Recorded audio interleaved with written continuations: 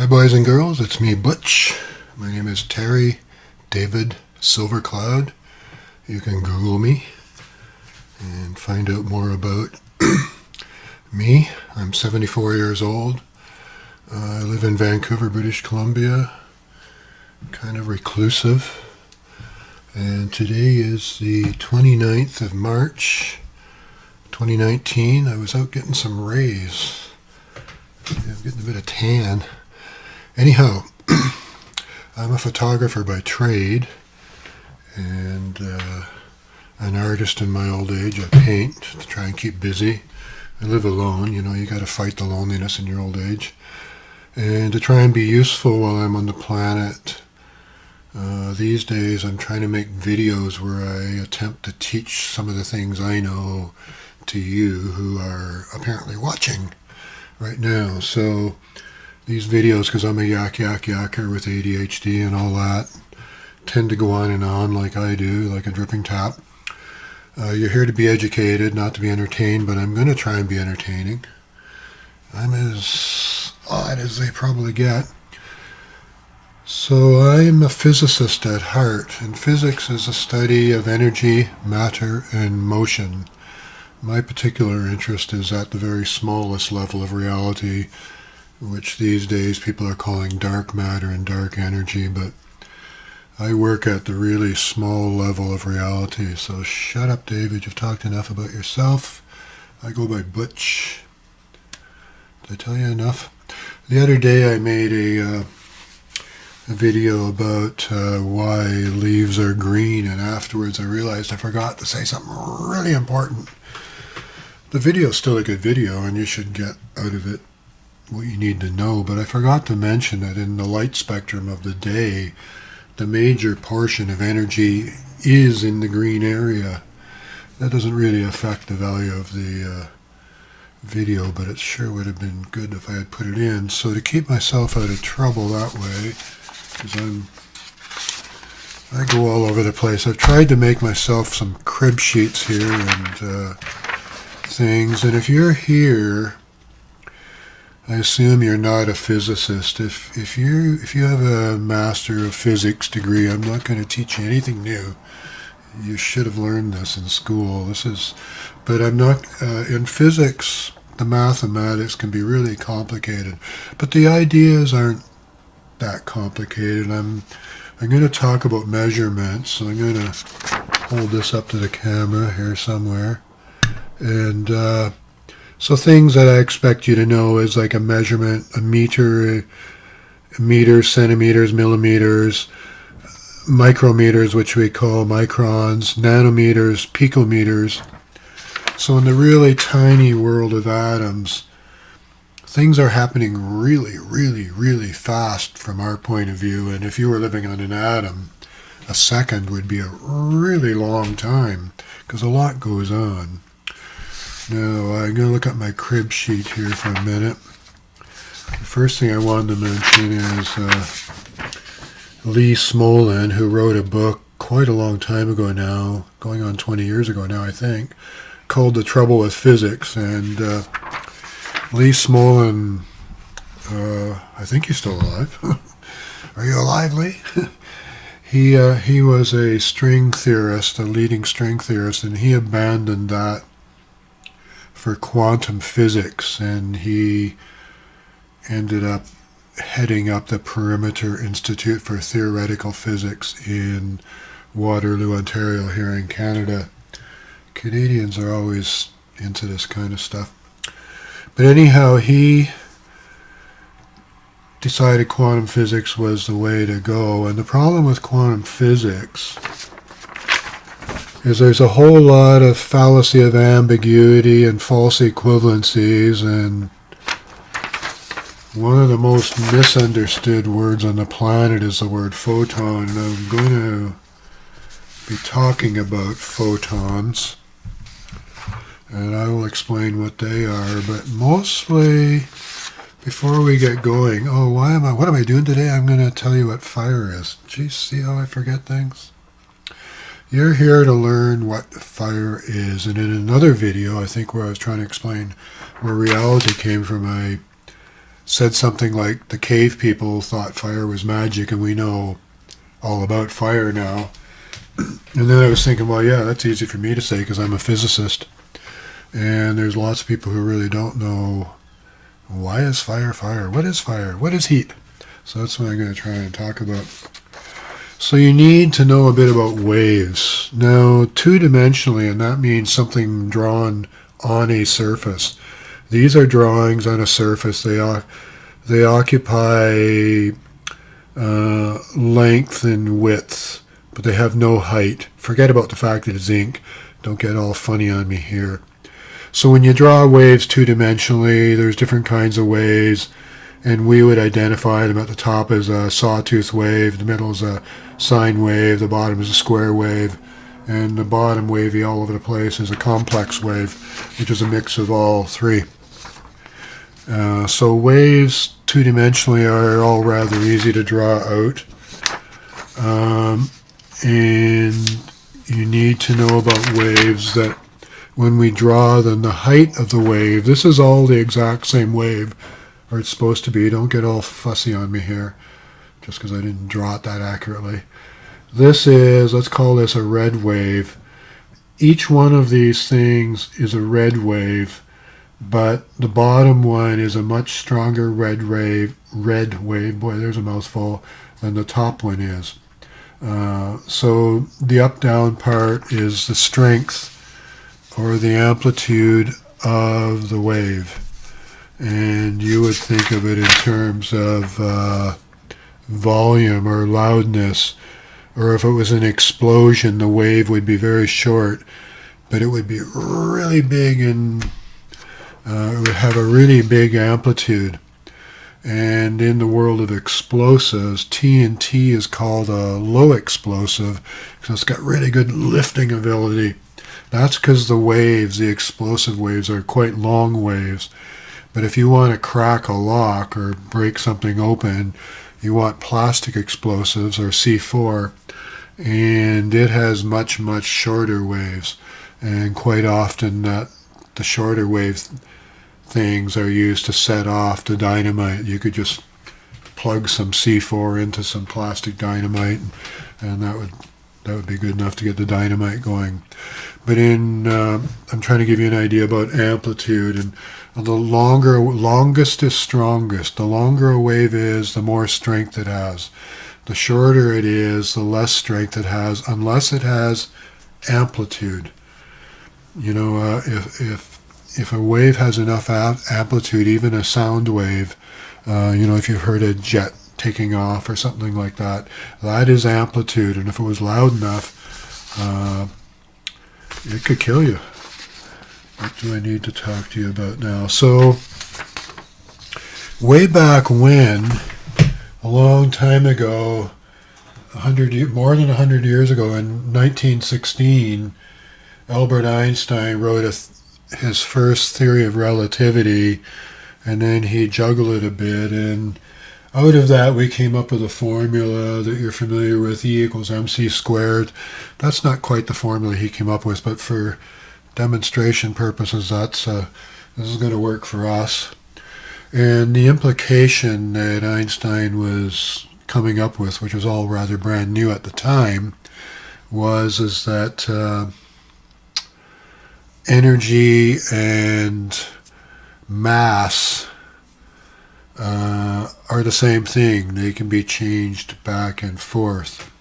And at that time, when old Einstein was, he wasn't old then, he was young, waves were all brand new. He wasn't into waves at all.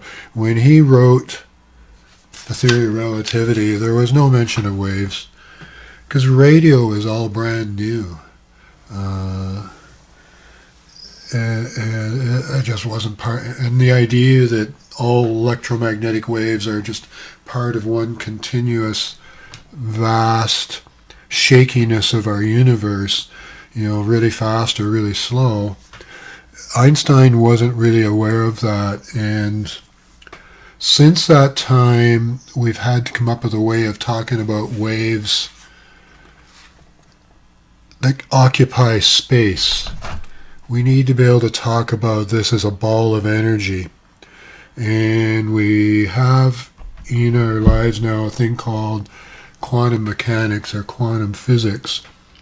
And that's what quantum physics does. It takes energy and it puts it into balls. And the very smallest ball used in quantum physics is the quantum. If you've got more than one of them, they're quanta. But the quantum is the smallest unit of energy used in the world of quantum physics. And technically speaking, it's the energy of an electron at rest.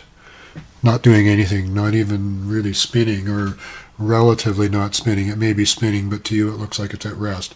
Everything's always moving, and even when things seem to be standing still, they're moving. I'm moving, you're moving. We're moving at thousands of kilometers an hour right now through space.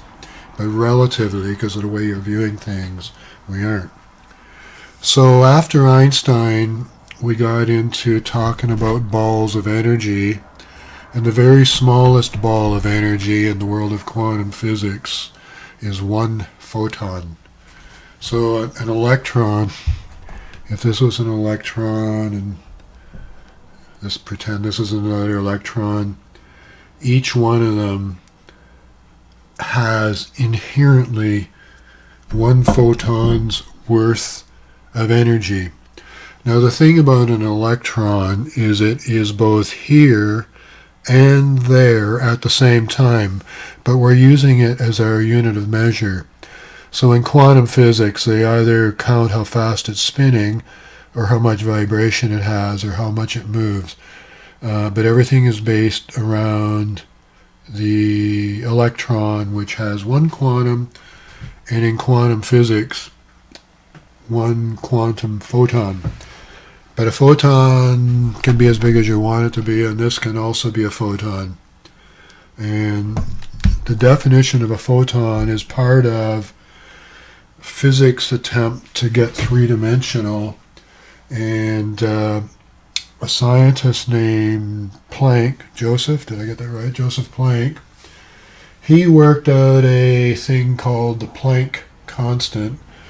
And it's been adjusted a few times because we've got better accurate, even though it's constant, we've got better decimal places for it. And it is an extremely small amount of energy, and it's the amount of energy of really an electron not doing nothing. The moment it does something, it has to get energy from somewhere, and there's all kinds of ways it can get energy. And if it starts spinning or moving or doing much of anything, it could be seeming to occupy, whatever it's doing, if we're keeping our eye on that one electron, it may not seem to be doing much of anything, but it might start vibrating. And if we watch that vibration, we can come up with seeing how often it's doing this or this. And we would call that a vibration or a frequency. And old Planck worked out that if you took his number, which we call h, the Planck Constant, and you multiply it by the wavelength, that distance that's being moved, or the number of times it's spinning, you will come up with the value of the photon for that particular amount of energy. I'm going to get to telling you where fire comes from. How long have I talked for? I got to get going because we're going to move in here. So this is kind of the science you need to know. That I'm going to be talking about units of energy as photons and quantums, which is the very smallest photon there is, which is associated with an electron. And in the world of physics, they talk about bosons. Photons are bosons. Photons are imaginary particles. They aren't real particles. That's part of the fallacy of ambiguity that's happening in physics, where people don't grasp that it's not an actual particle. It's just a way of quantifying everything as a ball of something or other. And the easiest way to do it is call it a ball of energy. And in the world of physics, energy and matter can be through the formula E equals mc squared, or E equals mass, which is hf, the Planck Constant, times the speed of light square. There's something I wanted to tell you in here, and it's going to come to me. Jeez. In Einstein's world, the forces were vector. They were like directional. And quantum physics solves that problem by being able to talk about energy without worrying about... We can always work out the force going, what force is going to hit you, but a lot of time we need to know what is the total amount of energy going on. So you can either have E equals mc squared. Oh, that's what I was going to talk about. E equals your mass. So what is mass? Your mass is your weight. That is the force of you pushing against the earth, trying to get to the center of the earth. If you could get there, you wouldn't weigh anything anymore. You'd be weightless. Not really, but to you, if you got on the scale, you'd weigh nothing. And that's because for you to get higher in altitude, you require more energy to get up there. That's why it takes tons of energy to get rockets off the earth, because as you start spinning on the surface of the earth, you don't need as much energy to be you. Your mass is your motion. Physics is about energy, mass, and motion. And your mass is your motion. It's your inertia. It's your weight. And if you get in a car and you're driving down the highway, your inertia has gone up. In theory, for calculating purposes, you are heavier in a car, so when you go to a sudden stop, it's going to be a mighty big splat. And at 60 miles an hour, you're traveling 88 feet per second. 88 feet per second. So at about 50 kilometers, 45, 50 kilometers an hour, you're traveling about 88 feet per second. So I wanted to get you the idea that Einstein, he wasn't thinking 3D, and quantum physics is thinking about photons, and we're going to talk about photons. Now I need to teach you a quick bit about chemistry. I've got to be really fast here.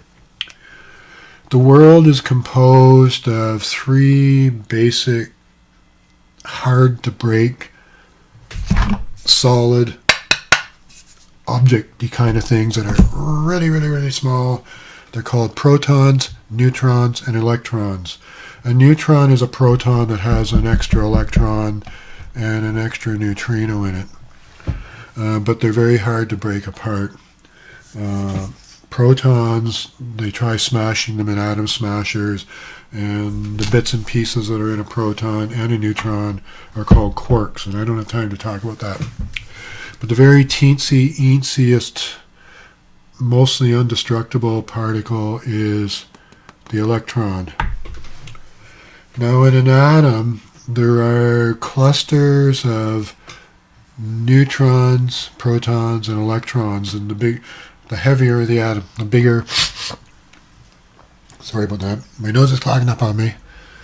Smoked too much dope or something. Who knows? And you may visualize the outside edges of the whatever kind of atom it is, whether it's iron or oxygen, as having a cluster of a certain number of the tiniest particles called electrons. And it turns out that atoms, you may think of them as being like an onion built in layers. And the outer layer of each layer can have only so many electrons. Now, when an atom gets to a point where it's just got almost enough, but not quite enough, it's called an oxidizer, because oxygen is missing one left and one right spinning electron. So oxygen is always on the prowl, not really, but it's got a couple of big holes in its outer surface that it can't fill on its own, but if only some other atom came along, it could share an electron with it, and a quite common way oxygen does that is to fill those two holes with atoms of hydrogen.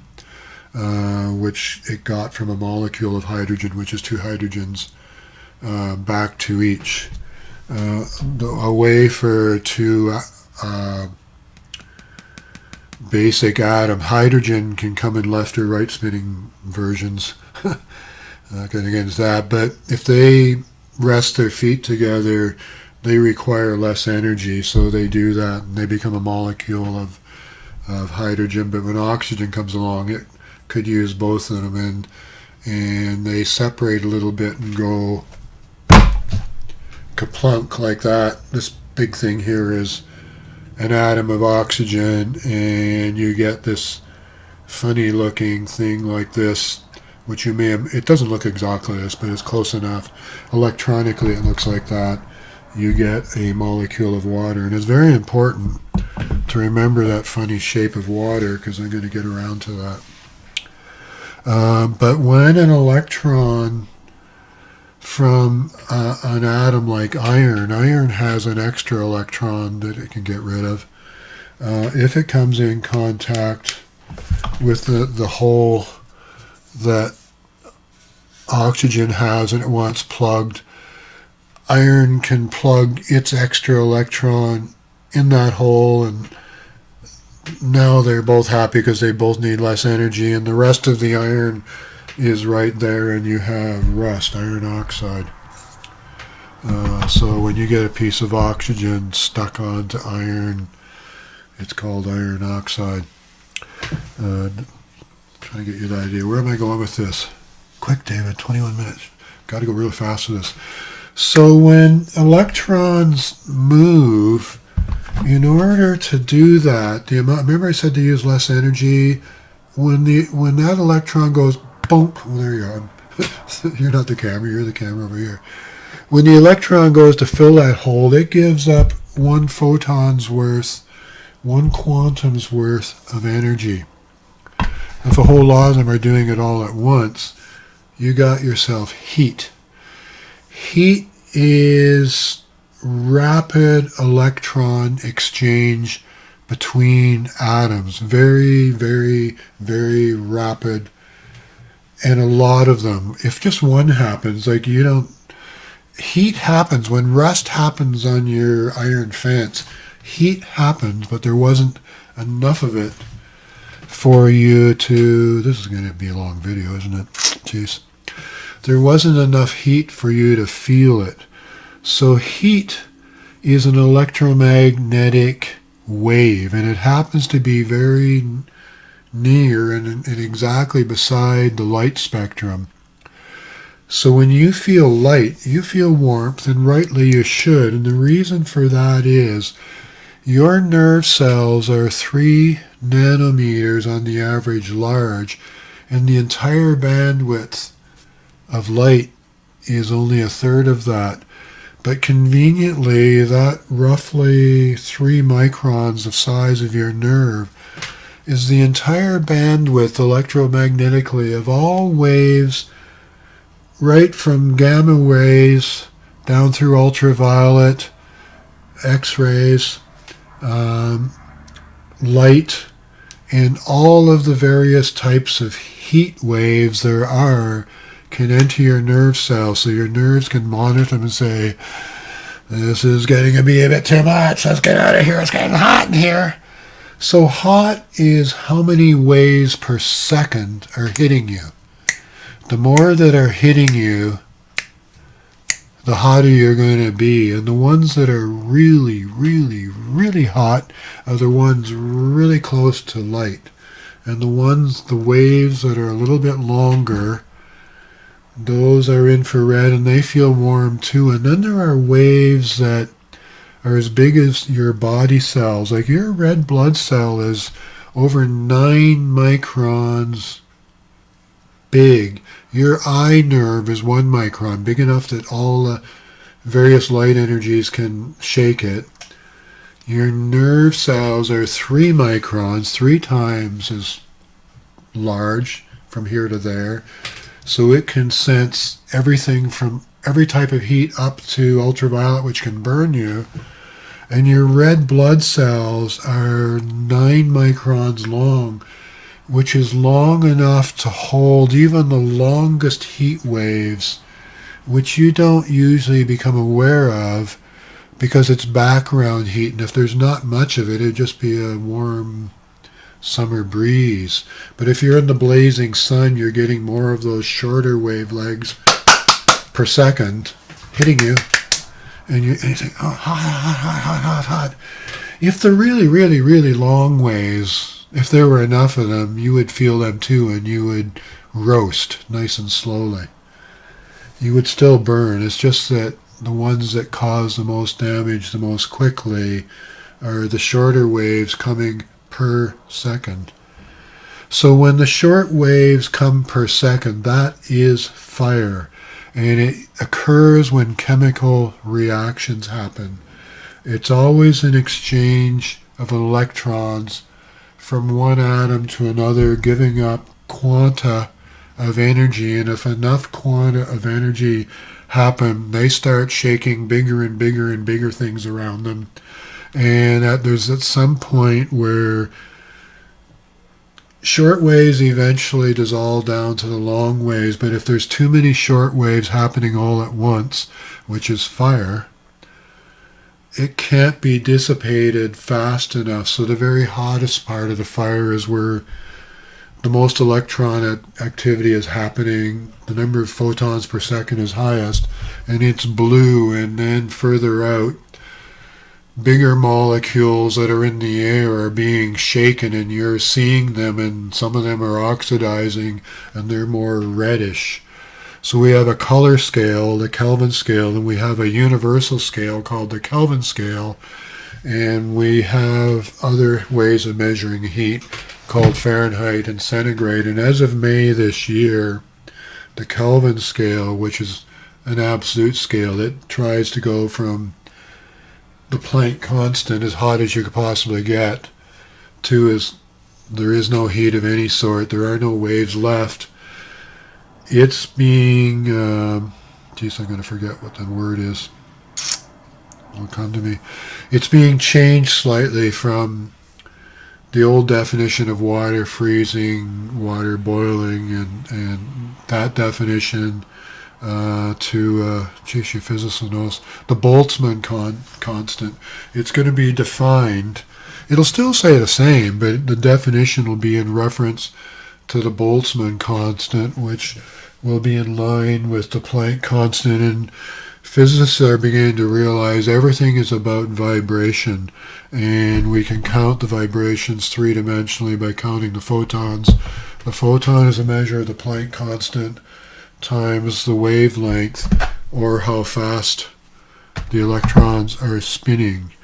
So heat is the extremely rapid exchange of electrons of any sort. It could be happening in the sun, it could be happening in lightning. In lightning, there's a lot of free electrons already in the air, and then there's electrons that are bound in various atoms in the air, and at the moment the exchange happens, many billions and billions and billions of electrons are temporarily pulled out of their orbits, and as they fall back, they were given that extra energy, the extra quanta of energy, but there was nowhere else for them to go but back home to the atom they were already in. But as they fall back into their shells, they give up that energy they acquired, and even though it's really tiny and you can't see it, because it's the size of the electron photon, which you can't see because it's too small, it will build up enough heat that you will have heat photons, which are really just collections of the quanta photons inside it. You could count the number of quanta inside the red photon. You getting my drift? But it's a way of measuring things, but these bigger things will cause things they hit of the same size to move, and that's vibration, and that vibration causes more electrons to go flying, and if you get enough of them all at once, you have fire. How long have I gone on for? I gotta stop because I don't want to go over 30 minutes. I think I blew it. Maybe I got the idea across. This is my first try. Maybe I'll try again. So this is Butch in Vancouver,